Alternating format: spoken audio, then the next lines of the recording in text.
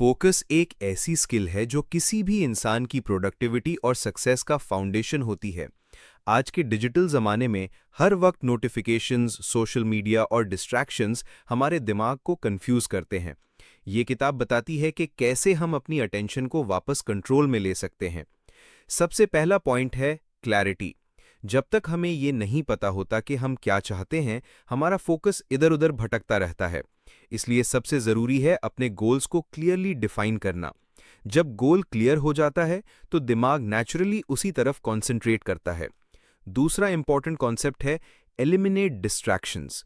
हर छोटी चीज़ जो हमारी अटेंशन तोड़ती है, वो हमारे प्रोडक्टिविटी का एनिमी है। ऑथर सजेस्ट करते हैं कि आप अपने एनवायरनमेंट को ऐसे डिज़ाइन करो जहां मिनिमल डिस्ट्रैक्शंस हों। मोबाइल का लिमिटेड यूज़, नोटिफिकेशंस बंद करना और एक काम जगह चूज़ करना हेल्प करता है। तीसरा प्रिंसिपल है माइंडफुलनेस। जब आप प्रेजेंट मोमेंट में रहते हैं, तो आपका फोकस ऑटोमेटिक बढ़ता है। मेडिटेशन और डीप ब्रीदिंग एक्सरसाइजेज आपके माइंड को ट्रेन करते हैं कि वो एक जगह टिक के काम करे। ये हैबिट डेली 10 मिनट प्रैक्टिस करने से डेवलप होती है। चौथा पॉइंट है सिंगल टास्किंग। मल्टीटास्किंग एक मिथ है। जब आप एक वक्त में सिर्फ एक काम पे फुल अटेंशन देते हो, तो क्वालिटी और स्पीड दोनों इंप्रूव होती हैं। ऑथर रेकमेंड करते हैं कि हर टास्क के लिए टाइम ब्लॉक बनाएं और उस वक्त सिर्फ उसी काम पे काम करें।